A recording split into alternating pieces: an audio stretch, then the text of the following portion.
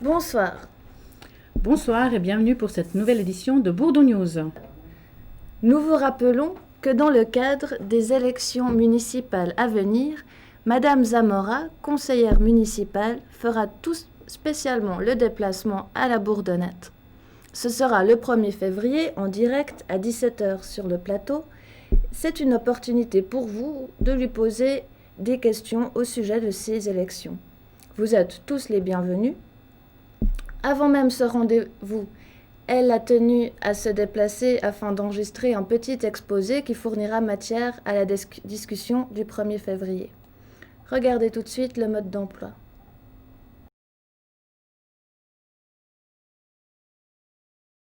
J'ai le plaisir de vous présenter les meilleurs vœux de la municipalité pour l'année 2006.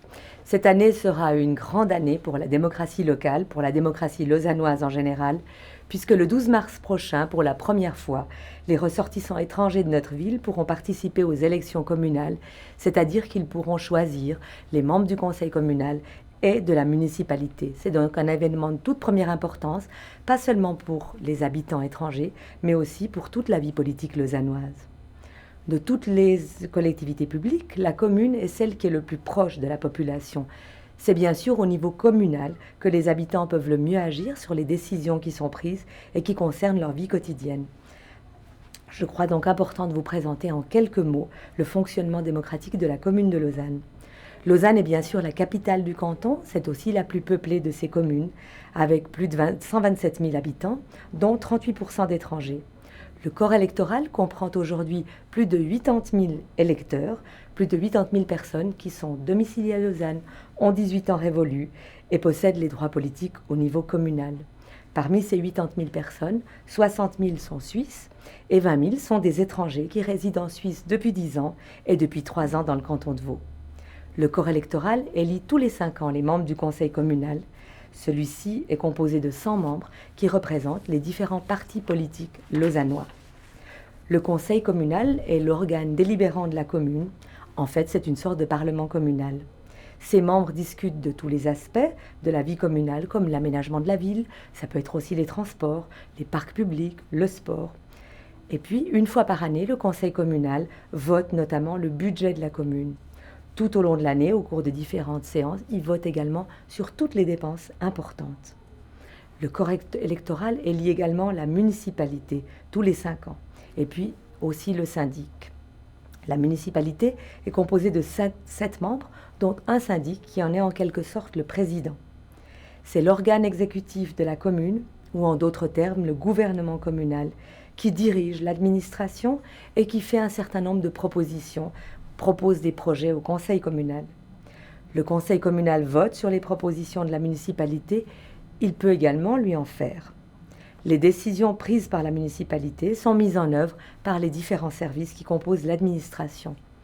Les prestations fournies par l'administration le sont à l'ensemble des Lausannois, quel que soit leur statut.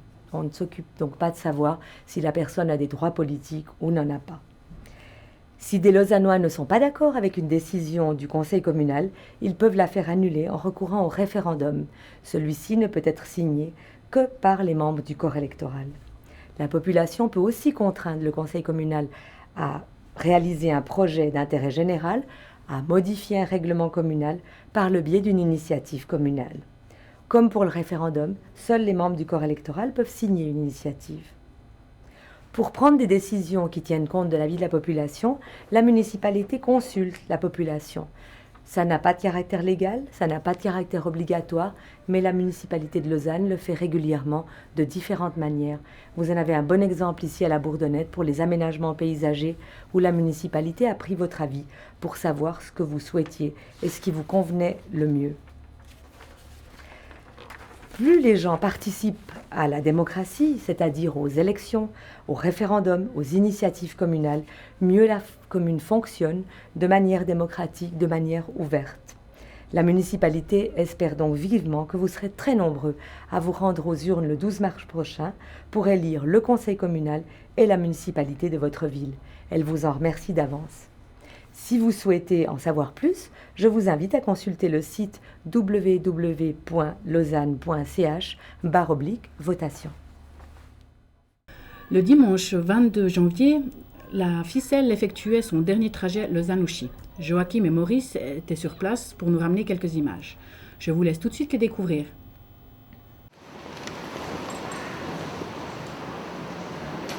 Le métro Lausanne-Ouchy, nommé la Ficelle, a effectué dimanche 22 janvier sa dernière course après 129 ans de bons et loyaux services.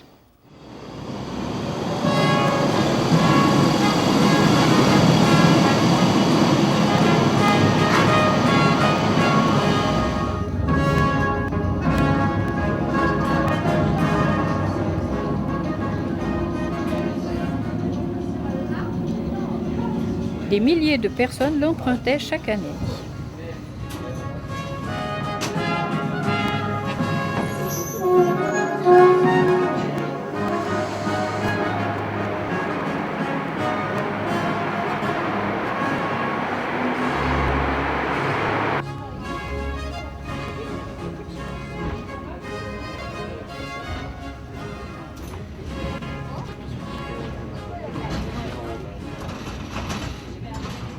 En 1877, mise en service du chemin de fer Lausanne-Ouchy, le premier funiculaire de Suisse surnommé la Ficelle. Au départ, cette ligne tirée par un câble fonctionnait grâce à un système hydraulique alimenté par les eaux du lac de Bray. La navette Lausanne-Gare a été inaugurée en 1879. Le Lausanne-Ouchy, aujourd'hui le M2, a été électrifié en 1958.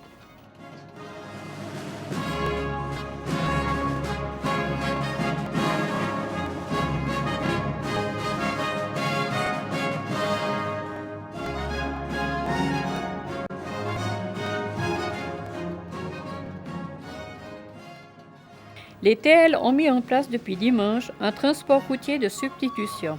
Métro, bus, qui circulera jusqu'en 2008, date de l'ouverture de la ligne du nouveau métro.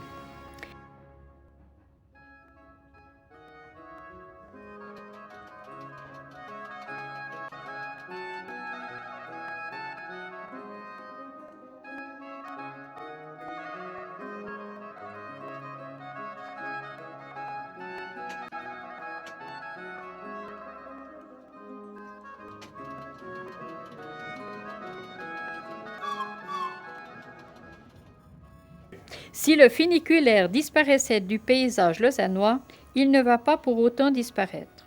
La ville de Villars de Lans, en France, a accepté de reprendre cette installation qui devrait assurer la liaison entre le centre-ville et le domaine skiable.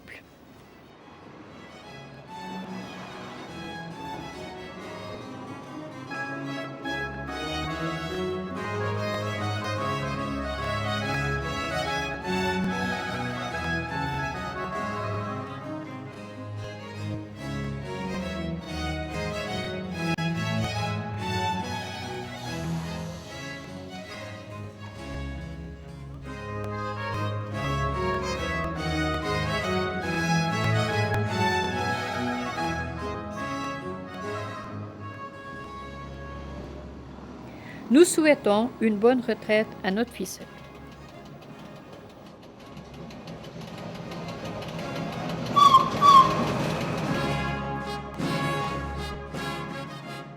Tout de suite, une information de la protection de la population. Mercredi 1er février de 1h30 à 15h auront lieu les prochains tests de sirènes. Alors les tests porteront non seulement sur les sirènes de l'alarme générale, mais aussi sur l'alarme d'eau. Il n'y a pas lieu de prendre des mesures particulières. Nous vous laissons découvrir le spot réalisé par l'Office fédéral de la protection de la population.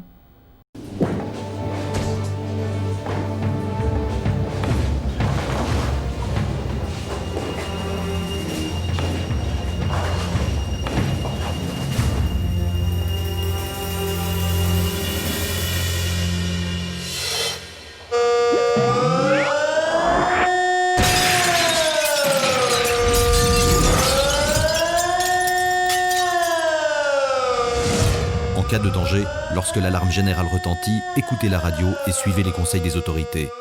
Lorsque l'alarme haut retentit, quittez immédiatement la zone dangereuse.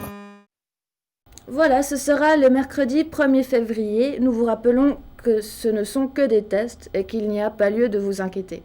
La bourse René Payot met au concours pour un étudiant en journalisme la somme de 10 000 francs qui lui permettra d'effectuer des stages pratiques et théoriques dans diverses institutions.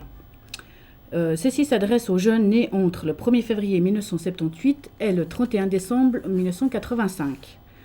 Nous mettons à disposition au studio pour toutes les personnes intéressées le fascicule suivant, explicatif des documents à fournir pour l'inscription à ce concours. Nous vous rendons